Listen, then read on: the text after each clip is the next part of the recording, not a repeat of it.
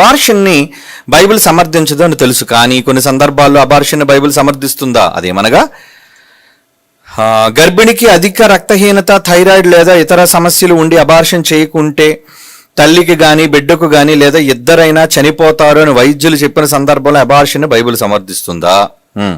రెండోది, అవయవాల లోపం ఉందని తెలుసుకొని మరి అబార్షన్ చేయించే సందర్భాన్ని బైబిల్ సమర్థిస్తుందా? రెండు తప్పే. ఎందుకంటే గర్భఫలం దేవుడిచ్చి బహుమానం. భ్రూణ హత్యలోని ఈరోజు అంటారు, తల్లి కడుపులో ఎవరినైనా చంపటం అనేది నేరం. అది ఎవరు చేసినా నేరమే, తల్లి చేసినా, తండ్రి చేసినా, వైద్యులు చేసినా. ఏమండి, ఇప్పుడు నువ్వు అడిగిన దాంట్లో ఏముంది? ఆ గర్భిణికి అధిక రక్తహీనత, థైరాయిడ్ లేదా ఇతర సమస్యలు ఉంటే ఏమంటే థైరాయిడ్ ఉన్న వాళ్ళు ఎంతమంది కనలేదు? అందుకే బిడ్డను చంపేస్తారు లోన థైరాయిడ్ ఉందని. కనుక ఏదో ఒక కారణం తీసుకొని బిడ్డను వదిలించుకోవాలి అనుకునే ఆ ధోరణి తప్పు. ఎవరినైనా ఈరోజు ప్రభుత్వాలు కూడా దీన్ని సమ్మతించటం లేదు. ప్రభుత్వాలు కూడా గర్భంలోని శిశువును చంపటం అనేది నేరం, అబార్షన్.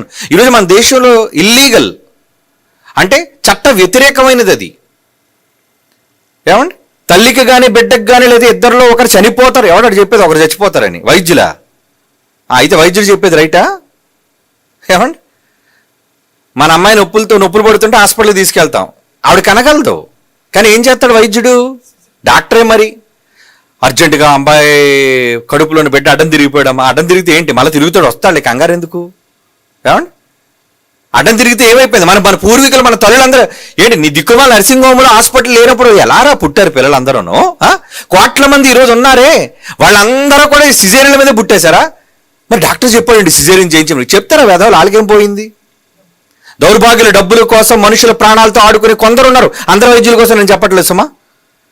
నీతిగా, న్యాయంగా, ప్రజలకు నిజంగా ప్రాణదానం చేసి కష్టపడి, ఏమంటే నిజంగా డాక్టర్ ఉన్నాడు విశాఖపట్నంలో, 20 రూపాయలు తీసుకుంటాడండి ఆయన పేరేం పేర్రా? ప్రకాష్ రావు గారు. Very good gentlemen. దగ్గర 80 ఏళ్ళు ఉంటాయండి. Fever hospital. ఈరోజు విశాఖపట్నంలో జ్వరం అంటే ఏ డాక్టర్ ముట్టుకోడు, ఎందుకంటే కరోనా ఉందేమో అని డాక్టర్కే భయం. కానీ ఆ మహానుభావుడు అక్కడ 20 రూపాయలేనండి. మీకు ఎవరైనా కావాల్సిన వెళ్ళండి. మంచి డాక్టర్, అనుభవజ్ఞుడు, ముసలివాడు, తిరుమల ఫీవర్ హాస్పిటల్ అని ఉంటుంది. ఏ జ్వరానికైనా ఏమంటే 20 రూపాయలు తీసుకుంటాడండి. వెళ్ళిన ప్రతి వ్యక్తికి ఇంజక్షన్ వేస్తాడండి, మందులు రాస్తాడండి. ఆ ఇంజక్షన్ తాలూకా కాస్ట్ కానీ, ఆ తాలూకా నీడిల్ సిరంజ్ తాలూకా కాస్ట్ కానీ అదే 10 రూపాయలు ఉంటుందండి. అంటే అతనికి ఏం మిగులుతుంది అంటే, డబ్బు సంపాదించడం కోసం వ్యాపారం చేసే డాక్టర్ కాదు ఆయన. నిలబడి ఉంటాడండి. ఎంతమంది వైద్యులు వచ్చినా, క్షమించండి, రోగులు ఎంతమంది ఉన్నా నిలబడే చేస్తారండి వైద్యం. ఎంత ఓపిక ఆ మహానుభావుడికి. అలాంటి వాళ్ళండి సమాజానికి ఉత్తములైన డాక్టర్లు. వాళ్ళు మంచివాళ్ళు, సేవ చేయాలని దృక్పథం కలిగిన వారు. మిగతా వాళ్ళు ఇలా చేయి పట్టుకోండి అంతే. డాక్టర్ ముందు చేయి కూడా పట్టుకోడు, దూరం నుంచి. అక్కడ కరోనా వచ్చినప్పుడు చూడండి, అక్కడ వేస్తాడు కుర్చీ. అక్కడి నుంచి చూస్తాడా, ఏటి బాబు విషయం, ఇంకా భూతత్వమైన అమ్మంట దగ్గర నుంచి చూడడానికి. ముందు చెరుకు మిషన్ దగ్గర పంపిస్తాడు. ఏటా చెరుకు మిషను? అదే ల్యాబ్. ఆడికి వీడికి టైఅప్ ఉంటుంది. అరే నేను పేషెంట్ని దగ్గర పంపుతాను, పిండేరాన్ని. అంతేనండి, రక్తం, మలం, మూత్రం ఎన్ని టెస్టులను tick tick tick tick tick పెట్టేస్తాడు. అక్కడికి వెళ్ళేసరికి 1500 బిల్లు అండి అంటాడు. ఏంటి 1500? మరి రాశాడు కదా, చేసుకోపోతే ఎలా? ఏ రోగం ఉందో మనకు భయం కదండి. డాక్టర్ని నమ్మి వాడి దగ్గరికి వెళ్తే ఏమండి మిషన్ దగ్గర పంపుతాడు. అలా మిషన్లో పంపించండి. అదే సిటీ స్కాన్లు కానీ రకరకాల స్కాన్లు అనుకోండి, 5000కి తక్కువ ఉండదండి. దీని పేదవాడు ఏం వైద్యం చేసుకుంటాడండి? కనుక ఏదో ఈరోజు గొప్ప వైద్యం అందుబాటులోకి వచ్చేసింది, డాక్టర్లంతా గొప్ప చెప్తారు వాళ్ళు. అమ్మ తల్లికి బిడ్డకి ప్రమాదం. ముందు కన్నీరా, కనకముందు నువ్వాడు భవిష్యత్తు చెప్పడానికి, నువ్వాడు ముందు భవిష్యత్తు చెప్పడానికి. చచ్చిపోద్దండి, తల్లి చచ్చిపోద్ది, బిడ్డ చచ్చిపోద్ది, ఇద్దరులో ఎవరు కావాలి, నువ్వాడు చాయిస్ ఇవ్వడానికి. ఇవేమీ లేనప్పుడు మన తాత ముత్తాతల కాలంలో, మా అమ్మల కాలంలో వాళ్ళందరూ ఎలా కన్నారు? కవళ్ళకు జన్మనిచ్చారు. ఏకంగా 10-15 మందికి జన్మనిచ్చిన తల్లులు ఉన్నారండి, గొప్ప గొప్ప వాళ్ళు. మరి ఎన్ని సిజేరియన్లు చేశారు వాళ్ళకి? ఈ దిక్కుమాల సిజేరియన్లు వచ్చిన తర్వాత, చేసిన తర్వాత 2వ కాన్పుకు మళ్ళీ పనిచేయదండి. అప్పుడు కూడా మరలా పొట్టకొయ్యాలండి. తెలుసు కదా మీకు? ఎందుకంటే ఆ నార్మల్గా గర్భద్వారం గుండా రావలసిన ఆ ప్రక్రియను దెబ్బతీస్తావు నువ్వు. అంటే తల్లి నొప్పులు పడకూడదు, తల్లికి నొప్పులు ఉండకూడదు. నిజంగా ఆరోగ్యంగా బిడ్డ అలాగేనండి, ఈ నుదురుతో మనం గుద్దుకుంటూ తోసుకుంటూ తల్లి యొక్క జన్మస్థానం నుంచి మనం బయటికి రావాలి. అదే నార్మల్ డెలివరీ. అలా చేయడానికి ఇష్టపడరు. ముందు ఇటు భయపెట్టేస్తాడు. ముందు ఏమండి ఇద్దరు ఎవరు బతుకుతో తెలియదండి, ఎవరో ఒకళ్ళ కష్టం. శవంతో వ్యాపారం చేసి ఎందరో దుర్మార్గులైన వైద్యులు ఉన్నారండి. వాళ్ళ మాటలన్నీ నమ్మేసి అది నిజం అనుకుంటే ఎలాగా? బిడ్డకు జన్మనిచ్చేది, తయారు చేసింది, తల్లి కడుపులో నిన్ను రూపింపక మునిపే నువ్వు ఉన్నావు అని నీకు పేరు పెట్టి పిలిచి ఎరిగిన దేవుడికి ఒక మనిషిగా నిన్ను గుర్తిస్తున్నప్పుడు ఆ వ్యక్తి నువ్వు చంపేయచ్చా? ఏమండి? మరొక డాక్టర్ అన్నాడు, కొన్ని దేశాల్లో డాక్టర్లు ఏమంటారంటే ఆ బిడ్డ బతుకుండాలో చచ్చిపోవాలన్నదాడు తల్లి నిర్ణయం అట. తల్లి మీద ఏడు కాపీరైట్ ఉందండి తల్లికి. ఏదో ఆ పెద్ద ఆవిడ కడుపు ఉందని, ఆవిడ కడుపులో నేను తయారు చేశాను, ఈ బిడ్డకి నేనే జన్మనిస్తున్నాను కనుక ఈ బిడ్డను బతికించుకోవాలో చంపేసుకోవాలో నా ఇష్టం అంటే ఎవడా చెప్పాడు? తప్పుడు రూలు. తల్లిదా రూలు, తల్లిదా హక్కు? తప్పు. తల్లిది కాదు. తల్లి గర్భంలో నిర్మాణాన్ని చేస్తున్న దేవునికి ఉందో హక్కు. ఒక బిడ్డ రక్తపుగడ్డగా జారిపోవాలా అన్నాడు కదా. రక్తపుగడ్డగా స్రావం కలిగి నిలిచిపోయిన పిండం, నిలువబడలేని పిండం వలె అంటాడు ప్రసంగి గ్రంథాలు. అలా పడిపోయిన పిండాలు చాలా ఉన్నాయి, అది ఆయన ఇష్టం. అలా పడిపోయినంత కాదు, నువ్వెందుకు కంగారు పడిపోతావు? పడిపోనివ్వండి. అక్రమ పుట్టుకలు, అక్రమ కార్యక్రమాలు చేయటం వల్ల అలాగే జరుగుతుంది. ఈరోజు అట 5వ క్లాసు 6వ క్లాసు విద్యార్థి అటండి, విదేశాల్లో అనుకుంటాను, కడుపు నొప్పని బాత్రూమ్కి వెళ్తే చిన్న పిల్లను కనేసిందటండి.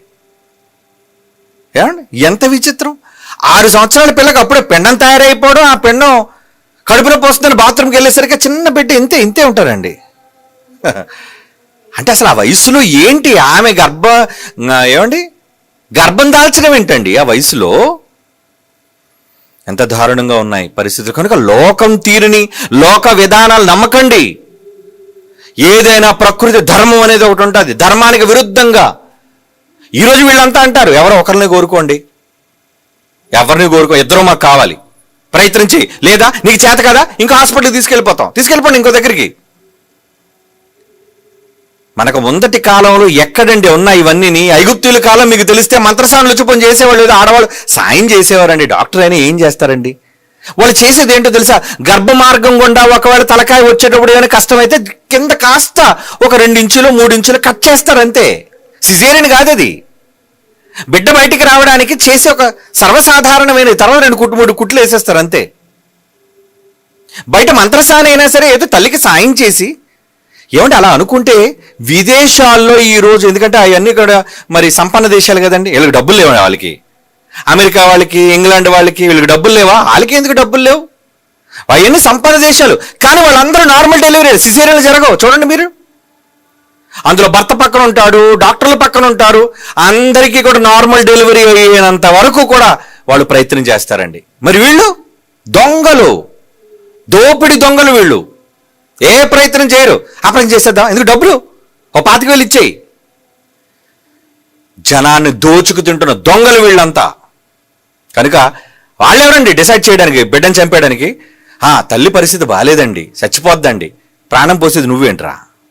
జీవాన్ని నింపింది దేవుడు, దాన్ని తీసే శక్తి నీకు లేదు. ప్రాణం పోసే శక్తి నీకు లేనప్పుడు ప్రాణం తీసే అధికారం నీకు ఎక్కడిది? లేదు. జరగని, న్యాచురల్గా జరగని. న్యాచురల్గా జరగడంలో చనిపోతే పోనివ్వండి ప్రాణాలు, ఏం చేస్తారు మరి? నువ్వు చంపేస్తావా? చచ్చిపోద్దని నువ్వు అంటున్నావే, ఒకళ్ళు బ్రతికితే ఎందుకు నువ్వు అటెంప్ట్ చెయ్యు?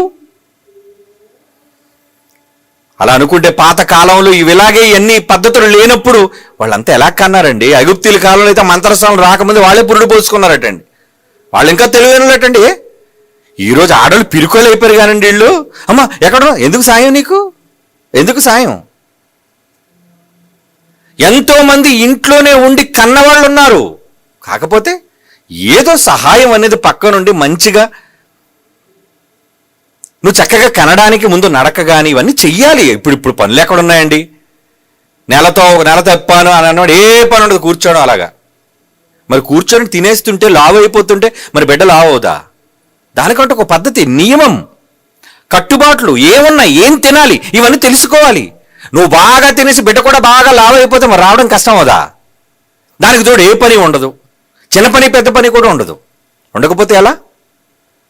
పద్ధతి ప్రకారంగా తల్లిలో సహజమైన మరి జన్మ జరగాలి అంటే తల్లి తీసుకోవాల్సిన జాగ్రత్తలు కూడా తీసుకోవాలి. దాని కుటుంబం అంతా సహకరించాలి.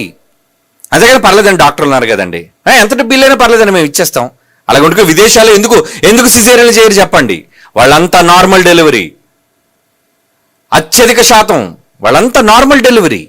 మరి ఇండియాలోనే ఏం వాళ్ళకన్నా బలహీనలేంటి ఆడవాళ్ళు? ఏం కాదే, గట్టోళ్ళు ఇంకా వాళ్ళకన్నా.